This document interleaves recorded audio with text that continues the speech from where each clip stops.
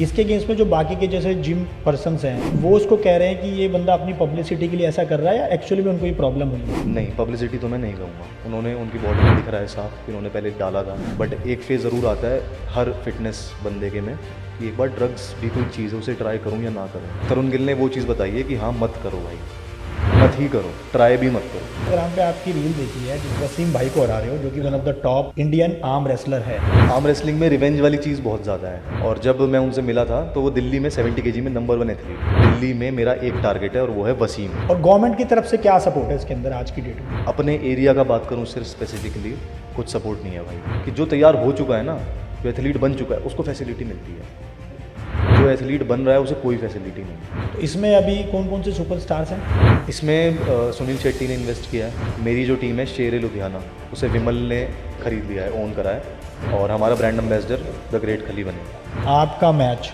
और एक Aryan one of the top arm wrestler हैं वो भी, तो कब देखा जा सकता है? आर्यन और मेरी पहले थोड़ी बीफ सी हो गई थी, थोड़ा बहसबाजी हो गई थी ऑनलाइन स्टार्टिंग में, बट उसके बाद हम मिले भी।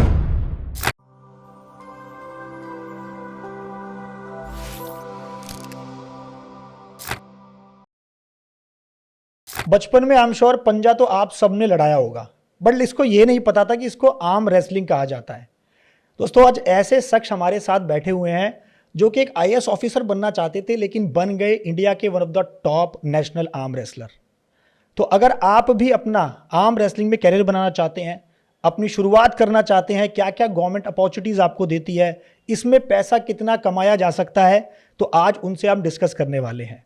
और दोस्तों इन्होंने अपना कैरियर 21 साल की उम्र में स्टार्ट किया था और आज की डेट में ये 500 से ज़्यादा मैच खेल चुके हैं। और खास बात इनकी यह है इनके कैरियर की कि इन्होंने लगातार जिससे ये 2 साल हारे उसको फाइनली हराकर ये बने इंडिया के one of the top arm wrestler. तो मेरे साथ एक जो शख्स हैं वो है इंडिया के टॉप आर्म रेसलर जिनका नाम है शिवांशु कौशिक। भाई पहले तो बहुत बहुत धन्यवाद आपका आने के लिए। Thank you so much. भाई प्लीज़ पहले तो ऑडियंस को बता दो, अपने बारे में एक छोटा सा शॉर्ट इंट्रोडक्शन दे दो। तो मेरा नाम शिवांशु कौशिक है और एजुकेशन से मैं सिविल इंजीनियर हूँ, बट मेरा इंटरेस्ट स्टार्टिंग से स्पोर्ट्स वगैरह में ही था। मैं पहले पावर लिफ्टिंग भी करता था, अपना बास्केटबॉल वगैरह खेलता था, बैडमिंटन भी खेलता था खूब स्कूल कॉलेजेस में। बट फिर 2021 में आर्म रेसलिंग का थोड़ा सा मिला हमें कि आर्म रेसलिंग भी होती है आसपास दिल्ली एनसीआर में।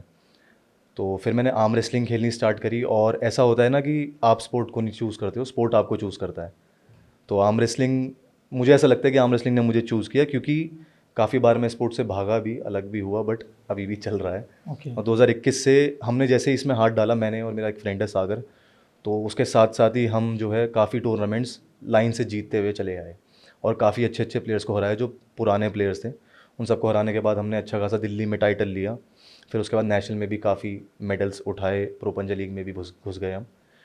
तो आर्म रेसलर हूँ फिलहाल, और फिटनेस इन्फ्लुएंसर भी इंस्टाग्राम पे और यूट्यूब पे भी चलता रहता है अपना। तो दोस्तों आज का जो पॉडकास्ट है ना बहुत इंटरेस्टिंग होने वाला है। तो अगर इस पॉडकास्ट से आपकी लाइफ में कुछ भी चेंज होता है या आपको कुछ भी सीखने को मिलता है ना, तो please do subscribe the channel दोस्तों, क्योंकि हमारी टीम लगी होती है, इतनी मेहनत करते हैं हम लोग कि आपके लिए कुछ ना कुछ एक वैल्यूएबल नॉलेज लेके आए।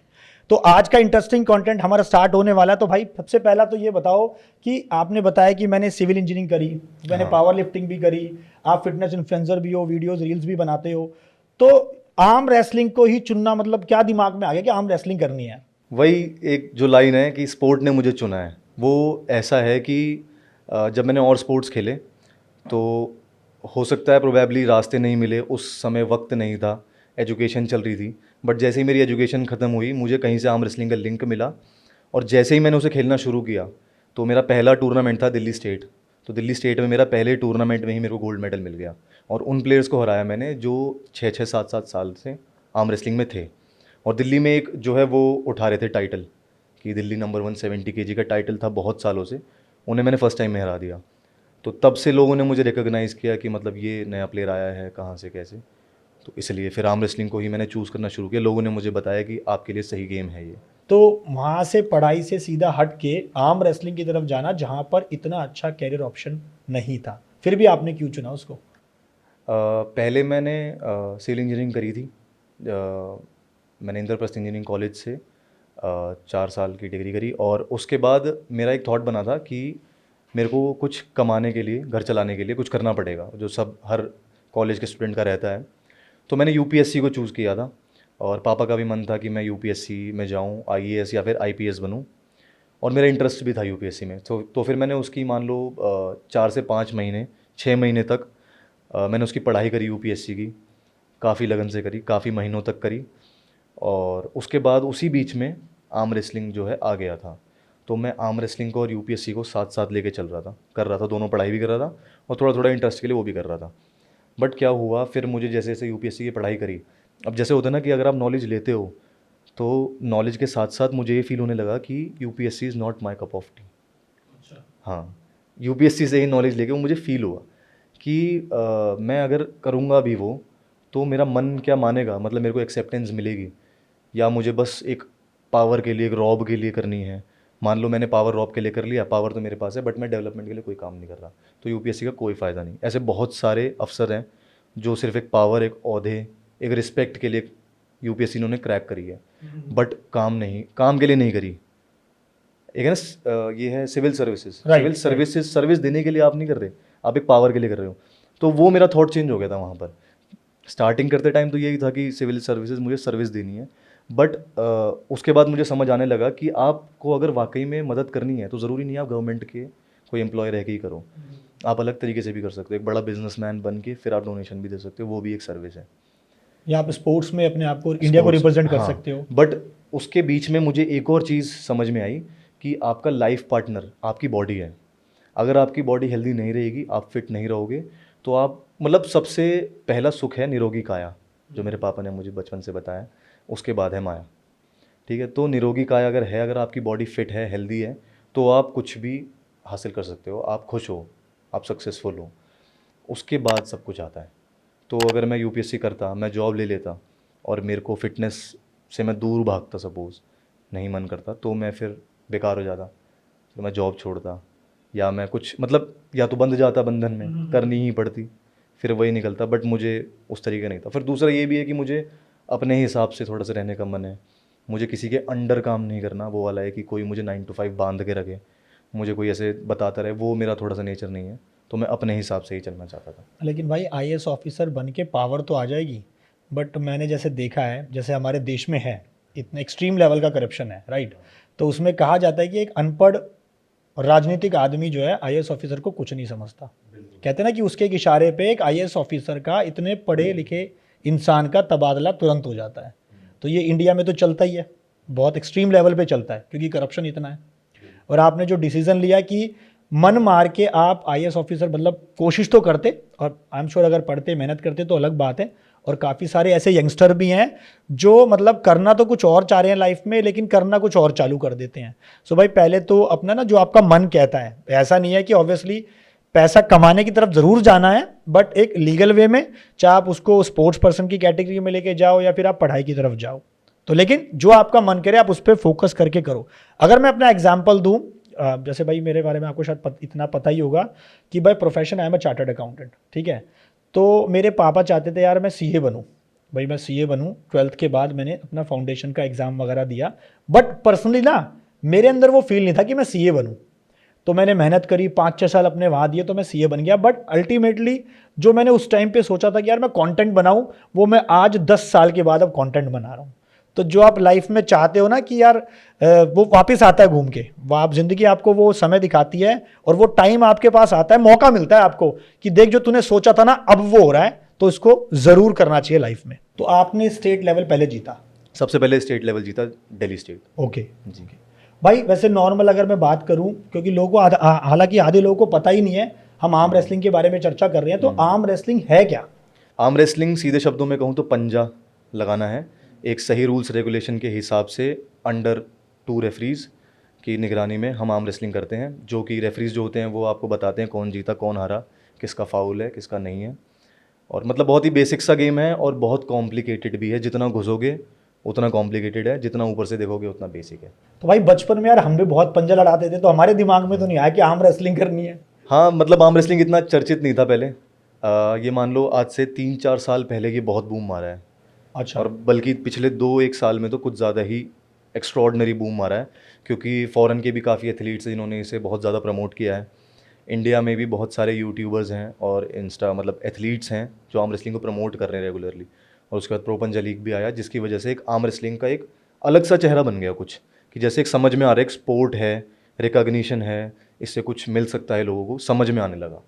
तो इसलिए अभी आर्म रेसलिंग बहुत उठ रहा है।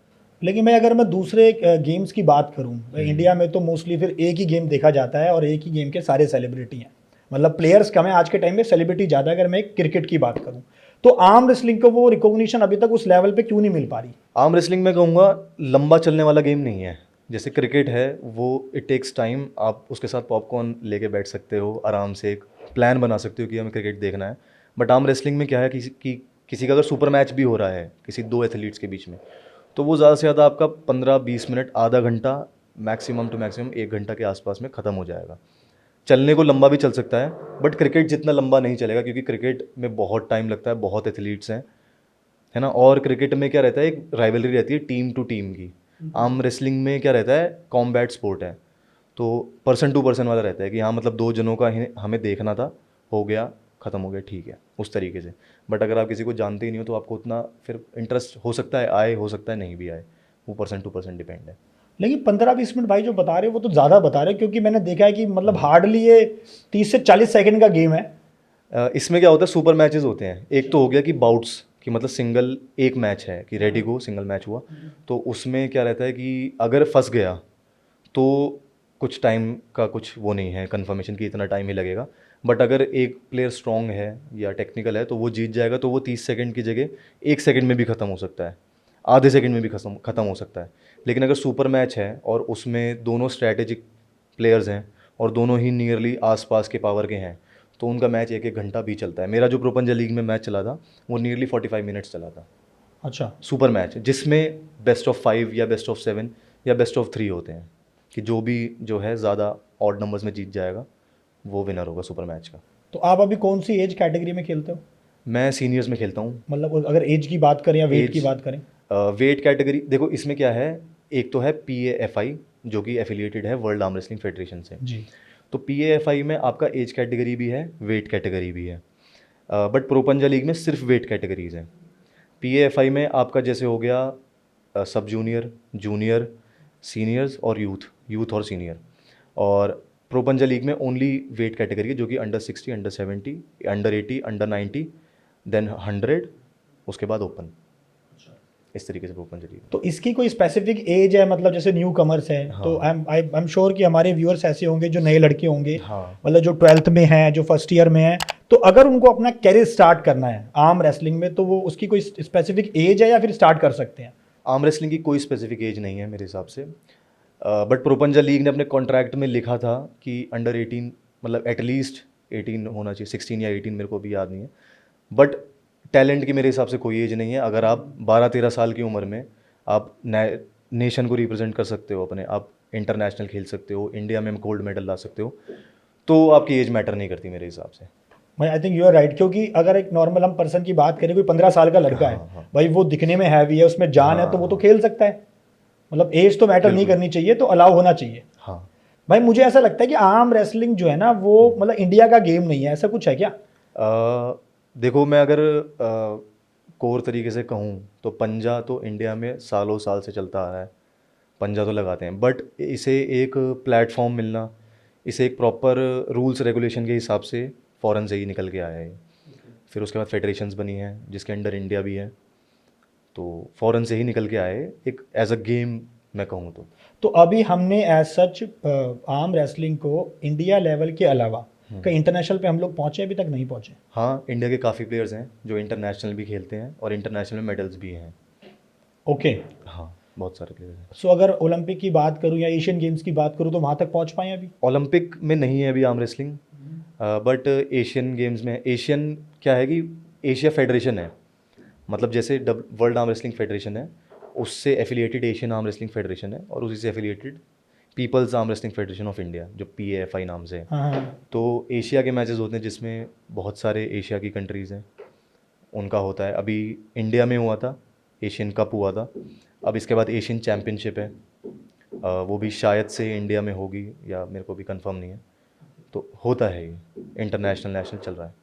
तो भाई इसमें कैरियर ऑप्शन की बात करूं तो कैरियर ऑप्शन अगर एक न्यू कमर को सेलेक्ट करना हो, आपने एज तो बता दिया कि आप किसी भी एज में स्टार्ट कर सकते हो, बट कैरियर ऑप्शन के लिए इसको परमानेंट बनाया जा सकता है या नहीं? कैरियर के लिए मैं अभी कहूँगा कि नहीं, सीधा कहूँ तो, क्योंकि हाँ इसमें आप तुक्का लगा सकते हो, तुक्का चल जाए तो ठीक है, बट कि हाँ है ही है कैरियर और बहुत सारे लोगों को मिल रहा है। देखो बाकी पर्सन टू पर्सन होता है कि कौन पैसा कहाँ से निकाल सकता है, वो बंदे के ऊपर है। अब होने को किसी कोई कोई अच्छी जॉब में भी पैसा नहीं निकाल पाता जो अच्छी खासी कंपनी है, कोई कोई जहाँ पर पैसा किसी को नहीं दिख रहा वहाँ से ही पैसा निकाल लेता है, बट एज अ मेजॉरिटी में कहूँ तो अभी उतना नहीं है सिक्योर। जो टॉप लेवल पे आ गया, जो टॉप नंबर पे आ गया एथलीट, वो तो कर लेता है किसी ना किसी तरीके से रेगुलरली कोई टूर्नामेंट्स खेल के, ठीक है, एक यूट्यूब चैनल बना के, इंस्टाग्राम पे एक अपनी प्रोफाइल बना के वो स्पॉन्सरशिप वगैरह से कर लेता है, बट एक जेन्युइन तरीके से कहूँ तो मैं अभी नहीं। यानी कि इसके अलावा आपको एक साथ में अपना कुछ ना कुछ अलग अदर कैरियर ऑप्शन लेके चलना पड़ेगा। तो मतलब इसको एक तरह से साइड में लेके चलो, सेकेंडरी ऑप्शन लेके चलो, बट प्राइमरी अपना कुछ और फोकस रखो। क्योंकि ये एक स्पोर्ट है ना, और उसके बाद कॉम्बैट स्पोर्ट है, तो कॉम्बैट स्पोर्ट में अगर आपके अगर एक बार प्रॉब्लम आ जाए कुछ आपकी हेल्थ को लेके, तो फिर आप नहीं चलोगे, और जब आप चलोगे तभी आपको लोग देखेंगे। कोई आपकी अच्छाई बुराई से आपको पसंद नहीं करता, आप अच्छा खेल रहे हो तभी आपको पसंद कर रहे हैं। तो कभी एक बार को आपकी हेल्थ अगर नहीं होती ठीक, तो आप नहीं कमा पाओगे पैसे। तो आप बचपन में जो वैसे आपने स्टडी स्टार्ट जो करी सिविल इंजीनियरिंग की आपने बताया, वो तो ये सिविल इंजीनियरिंग से फिर आपने यूपीएससी की तैयारी करी, आपको आईएएस ऑफिसर बनना था, आपके पिताजी ये चाहते थे कि बड़े मेरा बच्चा जो है पढ़ाई की तरफ फोकस करे रादर देन स्पोर्ट्स की तरफ, बट आपकी जो रुचि थी ज़्यादातर वो स्पोर्ट्स में ही थी, तो कैसे इसमें इतना ज़्यादा मूव ऑन हो गया कि यार यही करना है मुझे अब? स्पोर्ट्स में ही था मेरा मन बचपन से।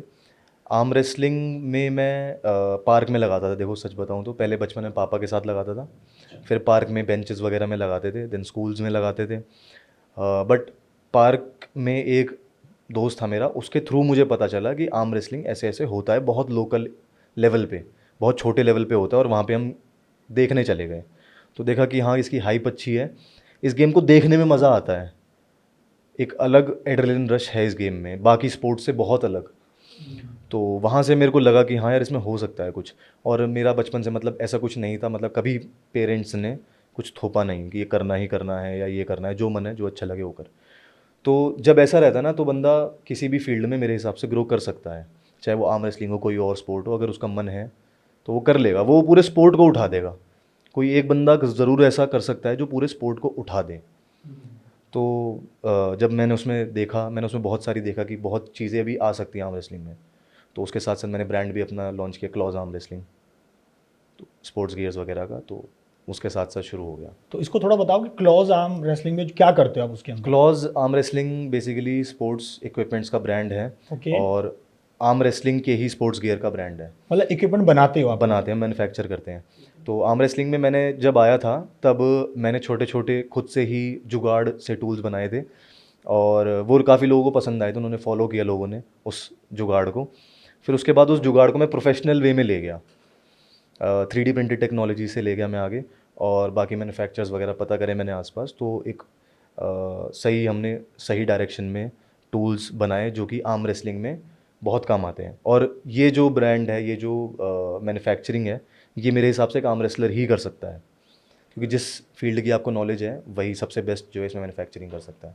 सो आप इसकी जो सप्लाई है अभी इक्विपमेंट की, वो इंडिया लेवल में कर रहे हो या फिर एक्सपोर्ट भी करते हो? एक्सपोर्ट भी होता है, वर्ल्ड वाइड भी होता है, इंडिया में भी होता है, बट इंडिया में ज़्यादा है, एक्सपोर्ट कम होता है, क्योंकि एक्सपोर्ट करने में ही जो है कॉस्ट डबल हो जाती है किसी भी टूल की, तो उतना वो फिर फ़ॉरेन में ही मिल जाता है उनको, और मतलब बाहर के इक्विपमेंट्स में लोगों को ऑब्वियसली ज़्यादा ट्रस्ट है, बट ऐसा नहीं है कि हमारे उनसे हल्के हैं।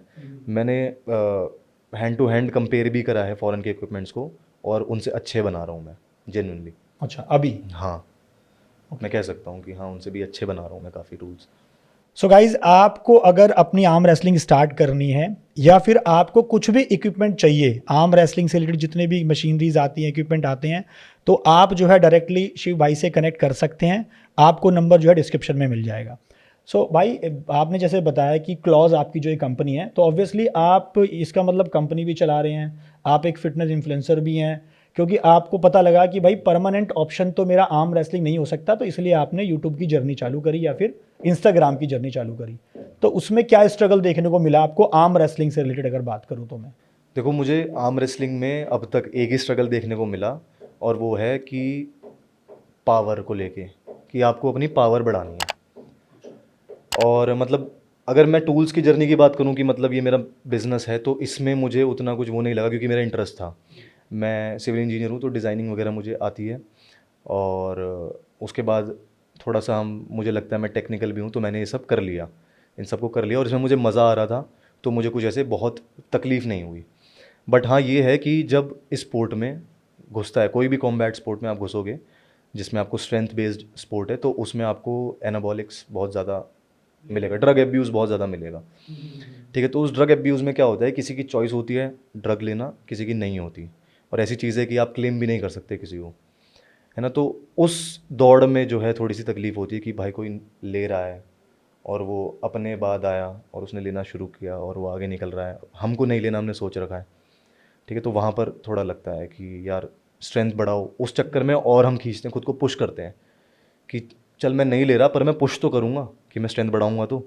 और वहाँ पर अगर नहीं बढ़ती है या इंजरी आती, प्रॉब्लम आती है, तो वो एक चीज़ थोड़ी सी परेशान करती है। वैसे और कुछ परेशानी का मुझे। तो मतलब अगर मैं एक बात करूं, जैसे आप बता रहे हो कि कुछ लोग जो आपके बाद में भी आए हैं, उन्होंने थ्रू एनाबॉलिक के थ्रू अपनी पावर बढ़ा के वो आज की डेट में आपसे आगे निकल गए। हाँ, मतलब आगे पीछे तो देखो टाइम की बात है सारी। ठीक है, समय बलवान है। अभी है, हो सकता है कल मैं वापस आगे आ जाऊँ, क्योंकि अभी मैं इंजर्ड हूँ, सही में हूँ। और वो लास्ट ईयर प्रोपंजा लीग में मैच में डिसाइड हो गया था कि हाँ मेरी इंजरी हुई है अच्छी खासी, जो भी 1 साल हो गया, और अभी भी ठीक से मैं खेल नहीं पाता हूँ। 1 साल से मैंने खेला ही नहीं टूर्नामेंट कोई। और रही बात ड्रग्स की, तो हाँ कुछ लोग हैं जो लेते हैं, मतलब कुछ लोग नहीं है, मैं कहूँगा मैक्सिमम कम्युनिटी है। और आप किसी को क्लेम नहीं कर सकते, मैं किसी को उंगली नहीं कर सकता। मतलब हम आर्म रेसलिंग की बात कर रहे हैं, हम अदर स्पोर्ट्स की बात कर रहे हैं। अदर स्पोर्ट्स में भी है और आर्म रेसलिंग में भी है। अच्छा। हाँ, मतलब बहुत ज़्यादा है और ओपन है। मतलब लेकिन ये तो इलीगल है ना लेना तो। हाँ, इलीगल है। तो इलीगल होने के बावजूद लोग फिर भी ले रहे हैं। नहीं देखो, जैसे कोई रिकॉग्नाइज्ड मैच हो रहा है, प्रोपंजा लीग हो रहा है, तो उसमें बैन है, उसमें कोई नहीं लेगा। बट अब घर में आप कभी ट्रेन कर रहे हो, आपके पास 6 महीने का टाइम स्पैन है, तो लोग यूज़ करते हैं, उसके बाद छोड़ देते हैं। बट एक स्ट्रेंथ बिल्ड हो जाती है। उनके ऑर्गन्स बाद में ख़राब होते हैं, कभी उन्हें 5 साल 10 साल बाद प्रॉब्लम आएगी, वो बात की बात है। बट उन्होंने 6 महीने में, साल भर में वो अचीव कर लिया जो 10 साल से एक प्लेयर अचीव नहीं कर पाया। वो एक अलग हाइप होती है। अब वो रेस में सब दौड़ रहे हैं कि इसने 6 महीने में किया, मैं 5 महीने में करके दिखाऊंगा, इसने 5 में किया, मैं 4 में करके दिखाऊंगा। बट उन्हें ये नहीं पता कि आज से 4 साल 5 साल बाद तेरा क्या होगा। वो भी मैंने देखा है। वो काफ़ी प्लेयर्स थे जो पहले लेते थे, जब मैं आया तब उनका डाउनफॉल आया, और उसके बाद उन्हें ऐसी प्रॉब्लम्स हुई कि वो रिकवरी नहीं हो पा रहे। तरुण के लिए एक क्लियर एग्जांपल है ड्रग्स के ऊपर, जिन्होंने बताया भी है कि बाहर से तो आप अच्छे दिखोगे, पर अंदर से सब खराब है। हाँ, उन्होंने रिसेंटली अभी डाला था जिन्होंने बताया कि मेरा क्या हाल हो गया हाँ। एनाबॉलिक लेके। हाँ। बट इसके अगेंस्ट में भाई, इसी के साथ अगर कनेक्ट करूं मैं, इसके अगेंस्ट में जो बाकी के जैसे जिम पर्सन्स हैं, मैं नाम तो नहीं लूंगा उनका, बट वो उसको कह रहे हैं कि ये बंदा अपनी पब्लिसिटी के लिए ऐसा कर रहा है या एक्चुअली में उनको ये प्रॉब्लम हुई है। तरुण गिल? नहीं, पब्लिसिटी तो मैं नहीं कहूँगा। हाँ, क्योंकि उन्होंने, उनकी बॉडी में दिख रहा है साफ कि उन्होंने पहले डाला था। ठीक है, और अब भी दिख रहा है कि उन्हें गायनो भी है और भी प्रॉब्लम्स हैं, बहुत ज़्यादा ही श्रिंक हो गई उनकी बॉडी। तो मैं ये नहीं कहूँगा कि पब्लिसिटी के लिए है, वाकई में है। बट हाँ, एक कंटेंट क्रिएटर को कंटेंट चाहिए होता है, राइट। तो उन्हें कंटेंट वो दिख रहा है, और उससे एक नॉलेज भी मिल रही है, लोगों को समझ में आ रहा है कि भाई ऐसा होगा। उन बच्चों के लिए जो अभी स्टार्ट कर रहे हैं जिम, इरिस्पेक्टिव ऑफ एज, चाहे वो 20 साल में कर रहा हो, 15 साल में कर रहा हो, बट एक फेज़ ज़रूर आता है हर फिटनेस बंदे के में कि एक बार ड्रग्स भी कोई चीज़ है, उसे ट्राई करूँ या ना करूँ। वो एक सेकंड थॉट ज़रूर आता है कि ट्राई करूँ या ना करूँ। तो वो तरुण गिल ने वो चीज़ बताई है कि हाँ मत करो भाई, मत ही करो, ट्राई भी मत करो, और प्रॉब्लम आती है उससे। तो जो भी फिटनेस में अभी लोग घुस रहे हैं, एथलीट्स और कोई बिगनर भी, चाहे वो 15 साल का हो, 20 साल का, 25 या 30, सबके लाइफ में कोई ना कोई उन्हें एक बंदा ऐसा ज़रूर मिलेगा जो एक बार उन्हें एनाबॉलिक ड्रग्स के लिए रेकमेंड करेगा कि इसे ट्राई करो, इससे आपकी अच्छी जो है डेवलपमेंट हो जाएगी। थोड़ा सा यूज़ करने से कोई फ़र्क नहीं पड़ता, एक साइकिल से फ़र्क नहीं पड़ेगा हेल्थ में कुछ ऐसा खास। तो वो चीज़ नहीं करनी है। वो चीज़ मुझे लगता है तरुण गिल ने काफ़ी अच्छी बताई है कि ज़रा सा भी ट्राई मत करो। अगर करोगे तो नुकसान ज़रूर होगा, साइड इफ़ेक्ट ज़रूर होगा, उस टाइम पे अच्छा लगेगा, बट वो उतरेगा ज़रूर, वो सब ख़त्म ज़रूर होगा। और ख़त्म होने के साथ साथ एक बैड इफेक्ट भी दे के जाएगा ज़रूर। तो भाई मुझे ऐसा लगता है कि आपकी जो एक रिकॉग्निशन मिली है, रादर देन एक आम रेसलर के कंपैरिजन में एक इन्फ्लुएंसर को ज़्यादा मिली है, या आम रेसलर से आपको वो रिकॉग्निशन मिली है? आर्म रेसलर से ज़्यादा मिली है। हाँ, आर्म रेसलर होने के बाद ही इन्फ्लुएंसर का उसके मिला बाद है आप- ज़्यादा। हाँ, क्योंकि इन्फ्लुएंसर मैं बना ही आर्म रेसलिंग से हूँ। आर्म रेसलिंग कर करके इन्फ्लुएंसर बने हैं। ओके। और गवर्नमेंट की तरफ से क्या सपोर्ट है इसके अंदर आज की डेट में? देखो, गवर्नमेंट का अलग अलग स्टेट में अलग अलग सपोर्ट है, किसी किसी स्टेट में सपोर्ट है भी, बट मैं अपना बात करूँ, अपने एरिया का बात करूँ सिर्फ स्पेसिफिकली, कुछ सपोर्ट नहीं है भाई। 0%। अच्छा, कुछ कोई भी सपोर्ट नहीं, नहीं कोई सपोर्ट नहीं, कुछ 0% सपोर्ट नहीं, कोई ध्यान नहीं। पॉलिटिक्स ही पॉलिटिक्स है, जाओगे तो लटका देंगे बात करने, हाथ पैर मारोगे लटका देंगे, समझ में आ जाएगा कि उन्हें पैसा चाहिए, कुछ सपोर्ट नहीं है। तो जो हमारी आर्म रेसलिंग फेडरेशन बना रखी है गवर्नमेंट ऑफ इंडिया ने, उसकी तरफ से भी कोई सपोर्ट नहीं है? गवर्नमेंट की तरफ से अभी कोई फेडरेशन नहीं बनी है। कोई नहीं बनी है? नहीं, गवर्नमेंट की तरफ से कोई नहीं है। जो भी फेडरेशन है प्राइवेट फेडरेशन है अभी। जैसे क्रिकेट में बीसीसीआई है, तो ऐसे ही अभी कोई भी गवर्नमेंट के लिए कोई भी आर्म रेसलिंग की कोई फेडरेशन नहीं है? बट इस पे जहाँ तक काम चल रहा है। अच्छा। हाँ, अलग अलग जगह पे गवर्नमेंट सपोर्ट कर रही है। उत्तराखंड में, असम, केरला गवर्नमेंट सपोर्ट कर रही है। बट मैं अपने एरिया की बात करूँ, उत्तर प्रदेश में आपको पता ही है पॉलिटिक्स ज़्यादा है, सब कुछ हटा के। सो भैया, मेरा योगी जी से बहुत बहुत वो रहेगा, प्रार्थना रहेगी, प्लीज़ अगर हमारे बीच में ऐसे यंगस्टर हैं जो अपने आप को प्रेजेंट कर रहे हैं, आर्म रेसलिंग कर रहे हैं, नेशनल लेवल के टॉप आर्म रेसलर हैं, तो उनको आपकी सहयोग का बहुत ज़्यादा ज़रूरत है। तो इस वीडियो के माध्यम से प्लीज़ एक रिक्वेस्ट है कि आप थोड़ा ध्यान ना बाकी सारे स्पोर्ट्स से हटाकर, कबड्डी से हटाकर, या क्रिकेट से हटाकर, या हॉकी से हटाकर, फुटबॉल से हटाकर, भैया थोड़ा सा आर्म रेसलिंग की तरफ भी दो प्लीज़। क्योंकि ऐसे स्पोर्ट्स पर्सन अपना मतलब कैरियर कैसे बनाएंगे? अगर यंगस्टर इसमें जुड़ना चाहते हैं तो कैसे जुड़ेंगे जब तक गवर्नमेंट की तरफ से कोई सपोर्ट नहीं मिलेगा आर्म रेसलिंग को? क्योंकि पेरेंट्स भी होते हैं, वो भी तभी बच्चे को अलाउ करते हैं जब उन्हें भी दिखता है। उन्हें दिखेगा पेरेंट्स को कि हाँ गवर्नमेंट कर रही है, कुछ तो मिल रहा है, कुछ तो निकल के आ रहा है, तभी पेरेंट्स भी कहेंगे कि हाँ भाई तू कर। तो एक पैसा नहीं मिला अभी सरकार की तरफ से? गवर्नमेंट की तरफ से कुछ नहीं। मैं कह रहा हूँ जितना मैंने मेहनत करी है या जितना भी मैंने करा है, इतना अगर मैं किसी बिज़नेस में करता तो मैं इससे 2-3 टाइम ज़्यादा कर लेता, या मैं किसी और फील्ड में करता तो जितना मैंने टाइम इन्वेस्ट किया, मेहनत करी है। बट एक ये है कि पसंद था, अच्छी एक पैशन था स्पोर्ट, तो आपने अपना पैशन फॉलो कर लिया? हाँ, तो पैशन को ही मैंने अपना बिजनेस सा बना लिया थोड़ा। हाँ, और मतलब घर वालों को कोई दिक्कत नहीं है इससे, घर वाले भी सपोर्टिव हैं, तो कोई प्रॉब्लम नहीं हुई अब तक। बट आपको नहीं लगता कि जैसे आपने बोला शिव भाई अभी, जैसे यंगस्टर के लिए कि आप इसमें मतलब अगर कोई आना चाहता है, अपना कैरियर बनाना चाहता है, तो आपने बोला अभी मत आओ, तो कब आओ? मैं ऐसा नहीं कहूँगा कि मत आओ, पर मैं कहूँगा कि आप अपना जो है एक प्लान बी भी अपना तैयार रखो। आ सकते हो, और हो सकता है आप आओ तो बन भी जाए करियर, लेकिन एक बी प्लान ज़रूर रखो मेरे हिसाब से। तो पेरेंट्स की तरफ से पूरा सपोर्ट था आपको इसमें? हाँ, मेरे को मतलब इसमें ही नहीं, हर चीज़ में माँ बाप का कभी ऐसा नहीं हुआ कि नहीं, जो तेरा मन है वो कर। अगर ज़िंदगी भर भी भूखा मतलब बैठा रहेगा तो हम खिलाएंगे, कोई दिक्कत नहीं। अगर नहीं कमाएगा तो हम खिलाएंगे, ऐसा था। अच्छा हाँ, भाई, ऐसे तो होता नहीं है वैसे तो। नहीं होता, पर पापा ने मतलब अपनी तरफ से स्टेटमेंट दे रखी थी, तो ज़िंदगी भर नहीं कमाएगा, मैं करके दूंगा तेरे लिए, पर तू अपने पसंद का काम कर। हाँ लेकिन कुछ ऐब नहीं करने। हाँ, वो तो कोई ऐब नहीं होना चाहिए। शिव भाई, जैसे आपने बताया कि मैं सीनियर्स खेलता हूँ अभी, तो आर्म रेसलिंग में ऐसा भी होता है कि मैं तुझे चैलेंज कर रहा हूँ, चाहे तुमसे अबव कैटेगरी का पर्सन हो, तो ऐसे भी पॉसिबल है इसके अंदर? बिल्कुल पॉसिबल है इसमें। आर्म रेसलिंग में कोई भी अगर चैलेंज है तो चैलेंज में एज वेट कोई मैटर नहीं करेगा, वो पर्सन टू पर्सन वाली बात हो गई। तो चैलेंजेस होते हैं, और चैलेंजेस में प्रोपंजा के मेगा मैचेस होते हैं, और जनरली कोई लोकल सुपर मैचेस करा दे तो वैसे भी। तो अगर मैं बात करूं टोटल अभी तक आपने कितने मैचेस खेल लिए होंगे? मैंने 500 के आसपास तो कम से कम खेले होंगे मैचेस। अच्छा। और अगर टेबल प्रैक्टिस को कंसिडर करूं फिर तो कोई काउंट ही नहीं है, वो तो फिर तो कोई काउंट ही नहीं है। मतलब हर वीक लग रहे हैं, या हफ्ते में 2-3 बार ही लग रहे हैं, और कर रहे हैं तो 4-4 घंटे टेबल प्रैक्टिस कर रहे हैं, तो 4 घंटे में तो कितने ही एक दिन में ही 500 पंजे हो जाते हैं, ऐसा हो जाता और भाई, एक मैंने इंस्टाग्राम पे आपकी रील देखी है जिसके अंदर एक आप वसीम भाई को हरा रहे हो, जो कि one of the top Indian arm wrestler है। तो आप उससे कंटिन्यू पहले 2 साल हारे, फिर ये इतना जज्बा कहाँ से आ गया भाई मेरे को इसको हराना है? मतलब मुझे ऐसा लग रहा है कि आर्म रेसलिंग में ना बदला लेने वाली ज़्यादा कहानी लगती है, किसने हराया कैसे मुझे। आर्म रेसलिंग में रिवेंज वाली चीज़ बहुत ज़्यादा है, क्योंकि कॉम्बैट है तो तूने मुझे हरा दिया और मैं भी तुझे अब हराऊंगा। इस मतलब एक तो है कि अगर आप जीत गए तो डोपामिन है, हार गए तो एड्रेनलिन रश है कि हराना है। तो वसीम बहुत सीनियर एथलीट है मेरे से और पहले से खेलते हुए आ रहे हैं, और जब मैं उनसे मिला था तो वो दिल्ली में 70 केजी में नंबर 1 एथलीट थे, और इंडिया में भी one of the top athletes में से एक थे 70 किलो में, और बॉडी वेट उनका नियरली 65 के आसपास चलता था। तो जब मैं उनसे मिला, उनके साथ खेला, तो मुझे फ़ील हुआ कि दिल्ली में मेरा एक टारगेट है और वो है वसीम, वसीम अहमद नाम है उनका शायद। तो इनको हराना है सबसे पहले, बाकी फिर इंडिया का बाद में देखेंगे, पहले दिल्ली कवर कर लेते हैं। तो जब उन्होंने मुझे हराया तो उनके मैंने देखा गेम प्ले, समझा, उसके बाद मेहनत करी उस पॉइंट पे।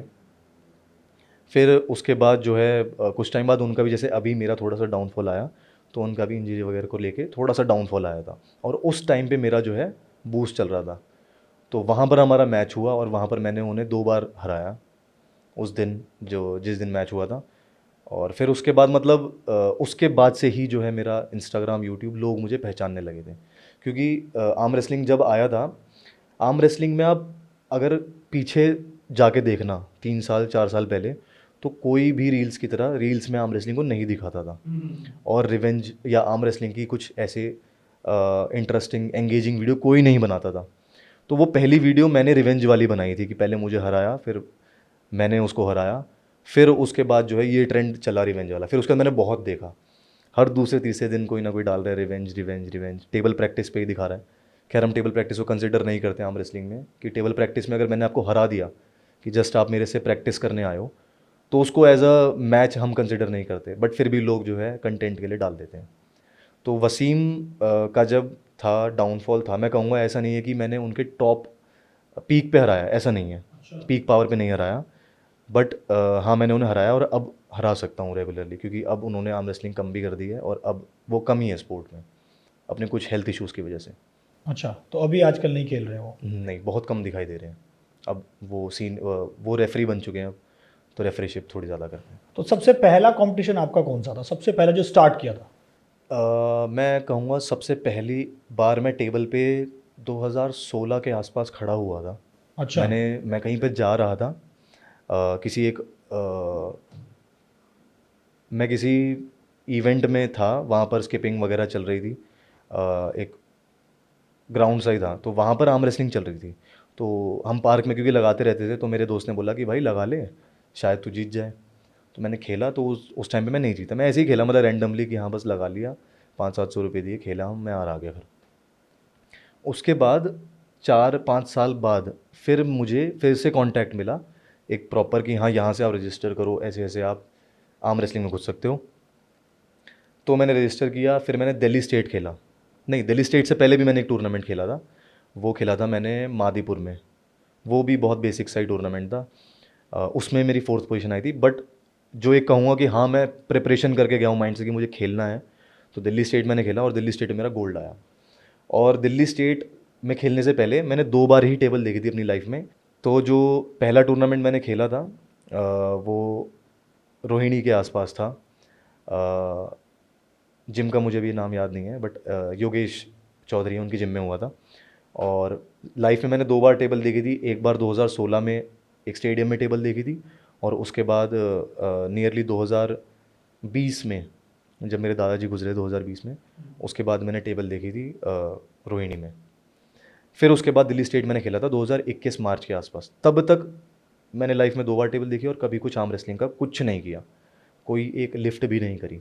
और 2021 के मार्च के उस आसपास जो दिल्ली स्टेट हुआ था उसे मैं जीत गया था। तो 2021 में जब मैं पहला दिल्ली स्टेट जीता, तब लोगों ने मुझे बताया कि पावर आप में बहुत ज़्यादा है, हुक एक गेम प्ले है, उसमें मेरी बहुत स्ट्रेंथ थी स्टार्टिंग से ही, क्योंकि हम पार्क वगैरह में लगाते रहते तो जॉइंट्स वगैरह हो गए थे अच्छे। और बाकी एक मेरा फ्रेंड है कार्तिक, उसने मुझे थोड़ा सा गाइड किया था उस दिन, जिसकी वजह से मैं जीत पाया, क्योंकि तब तक मुझे कोई टेक्निक के बारे में नहीं पता था, बस ये पता था कि पकड़ के साइड में रखना है हाथ। अच्छा। हाँ। तो इसमें जेनेटिक्स का भी बहुत बड़ा रोल है, यानी कि अगर मैं अपनी बात करूं, भाई जैसे मैं इतना मतलब स्ट्रांग नहीं दिख रहा, तो मैं फिर भी बंदे को हरा सकता हूं, या इसमें तगड़ा होना ज़रूरी है? नहीं, ज़रूरी नहीं है कि आप तगड़े हो। जेनेटिक्स का ये रोल है कि अगर आपका साइज़ है, आर्म साइज़ अच्छा है, हैंड लेंथ अच्छी है और आपकी बोन डेंसिटी अच्छी है, तो वो जेनेटिक एक बहुत बड़ा फैक्टर इसमें आ जाता है। मतलब यही फैक्टर होता है आर्म रेसलिंग में कि अगर आपका हाथ बड़ा है और स्ट्रॉन्ग है तो वो चाहे आपकी पूरी फिजिक बिल्ड ना हो, हल्के हो बाकी देखने में, बट आर्म रेसलिंग में कुछ फैक्टर्स होते हैं जो जिस पे आप खेलोगे तो काफ़ी बार आपसे पावरफुल बंदा भी आपसे नहीं जीत पाता। अच्छा, यानी कि मेंटली भी इसके अंदर बहुत बड़ा रोल है। मेंटली भी है और टेक्निकली भी है कि मतलब आप सही डायरेक्शन में अगर पावर लगा रहे हो, कम पावर ही क्यों ना लगा रहे हो, पावरफुल अपने ज़्यादा पावरफुल से जीत सकते हो। तो एक आर्म रेसलर के लिए सबसे ज़रूरी चीज़ क्या होती है? अगर वो आर्म रेसलिंग करना स्टार्ट कर रहा है तो उसके सबसे ज़रूरी चीज़ क्या होती है? आर्म रेसलर के लिए सबसे इम्पॉर्टेंट स्ट्रेंथ और सही माइंडसेट है मेरे हिसाब से। क्योंकि अगर आप में ताकत है और ताकत को पता नहीं है किस दिशा में लगाना है, किस डायरेक्शन में लगाना है, तो भी आपकी ताकत वेस्ट है। अगर आपको डायरेक्शन पता है, ताकत नहीं है, तो भी वेस्ट है। तो मेन स्ट्रेंथ और डायरेक्शन का मिक्सचर होना चाहिए एक आर्म रेसलर में। उसके बाद बाकी सारी चीज़ें आ जाती हैं कि डिसिप्लिन हो गया, हेल्थ हो गई, ठीक है, मसल माइंड कनेक्शन, सब कुछ, मतलब वो सेकेंडरी चीज़ें आ जाती हैं। अगर मैं इसमें ट्रेनिंग की बात करूँ तो कितने आवर्स की ट्रेनिंग इसके अंदर आपको देनी चाहिए? देखो, ट्रेनिंग कोई भी फिज़िकल फिटनेस की ट्रेनिंग डिपेंड करती है पर्सन टू पर्सन। मैं अगर बॉडी बिल्डिंग की भी बात करूं या पावर लिफ्टिंग की भी बात करूं तो मैं अपने बॉडी टाइप से अपने लिए बता सकता हूं। आपके बॉडी टाइप से आपको ही समझना पड़ेगा, या आपका कोई बहुत अच्छा ट्रेनर हो, आप उसे जानते हो, समझते हो और वो वाकई में जेन्युइन है, उसे चीज़ों के बारे में पता है, तो वो बता सकता है। बट मैं ये कहूँगा कि अगर आपके ओके जेनेटिक्स हैं, अच्छे हैं, रिकवरी अच्छी है, डाइट अच्छी है, स्लीप अच्छी है, टाइम आप दे पा रहे हो, तो आप हफ्ते में 3 दिन कर सकते हो आर्म रेसलिंग की ट्रेनिंग। और 3 दिन में से आप 1 घंटा दो, बहुत है। क्योंकि एक हाथ को आप कितना ही ट्रेन कर लोगे, सिर्फ एक हाथ को ही तो ट्रेन करना है आपको, तो उसको 1 घंटा मोर देन इनफ हो जाता है ट्रेन करना, अगर आप सही से कर रहे हो।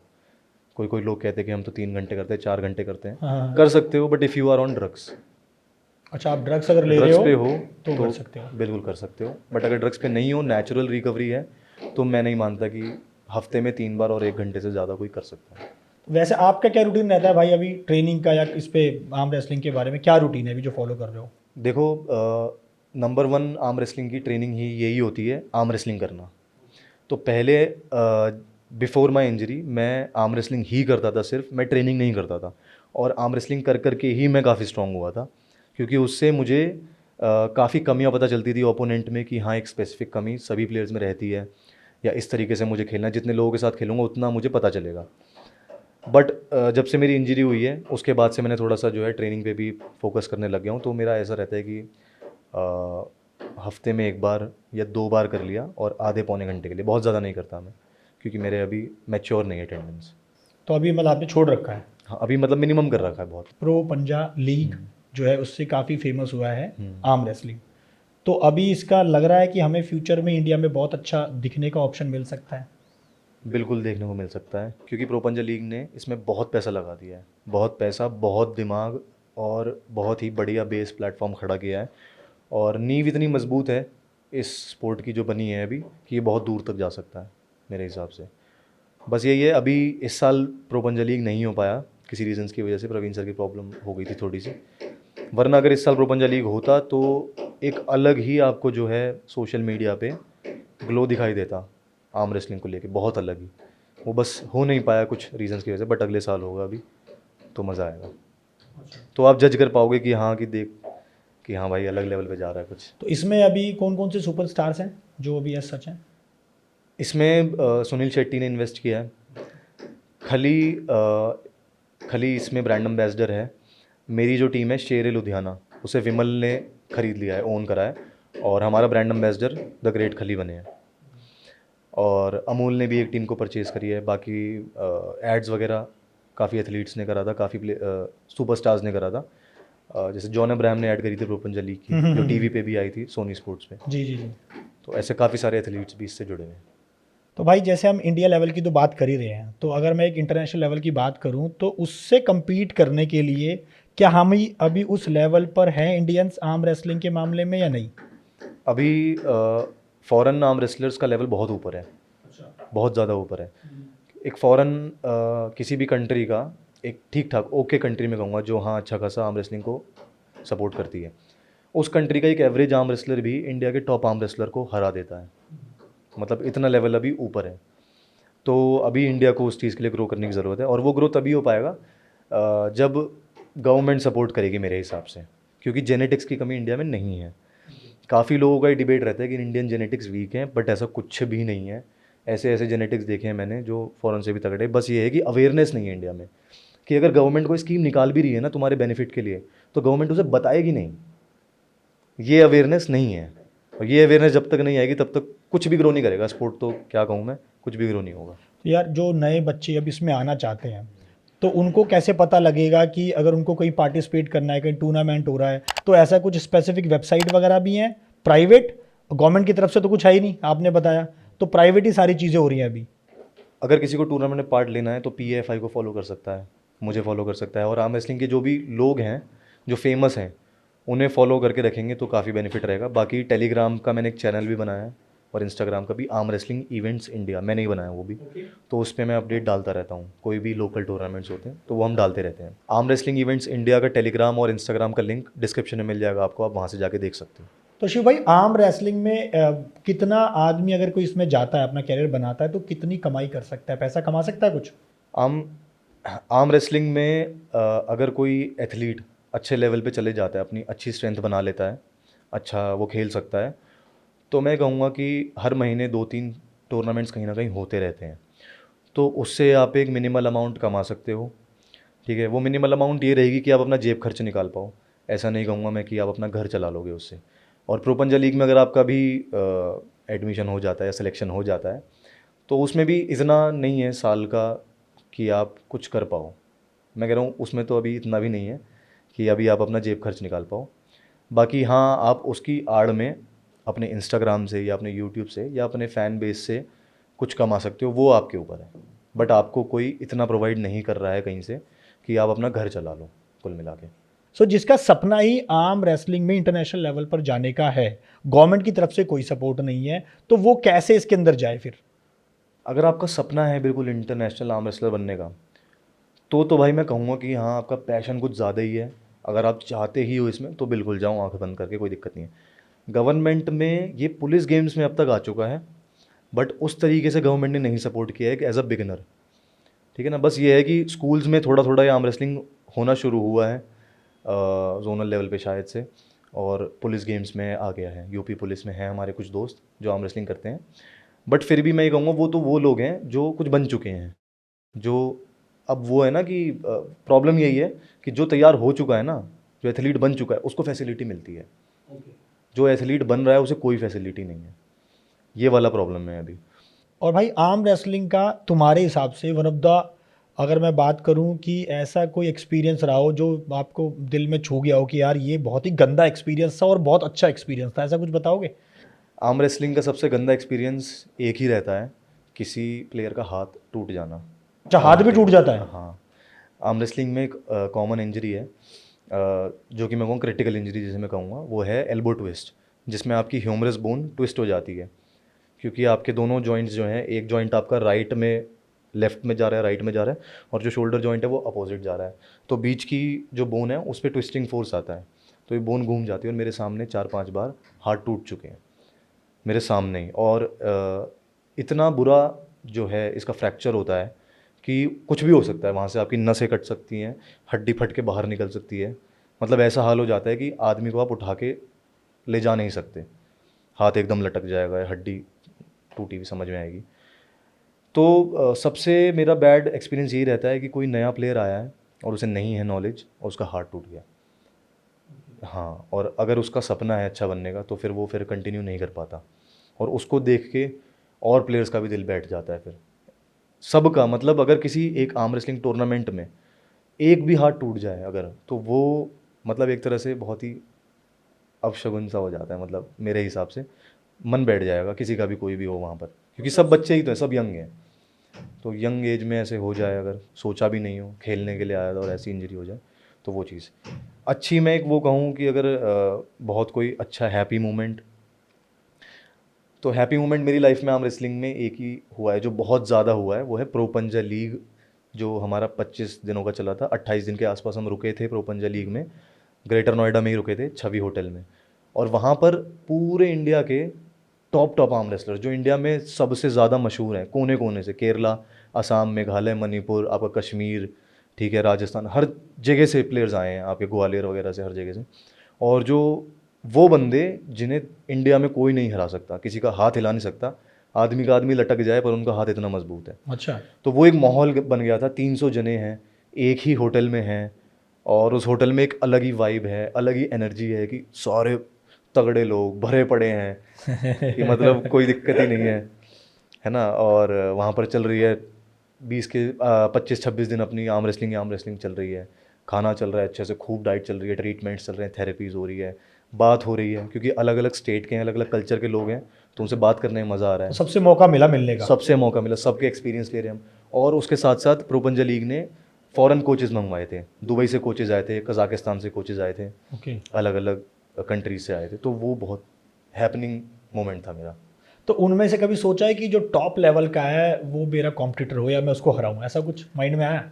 बिल्कुल सोचा है, मन भी करता है करने का, पर मेरे को थोड़ा सा भी लगता है कि जहाँ मैं रहता हूँ, जैसे अभी मैं गाज़ियाबाद में रहता हूँ, तो यहाँ पर पॉल्यूशन और यहाँ का खान पान ऐसा है ना कि वो बॉडी में लगता नहीं है।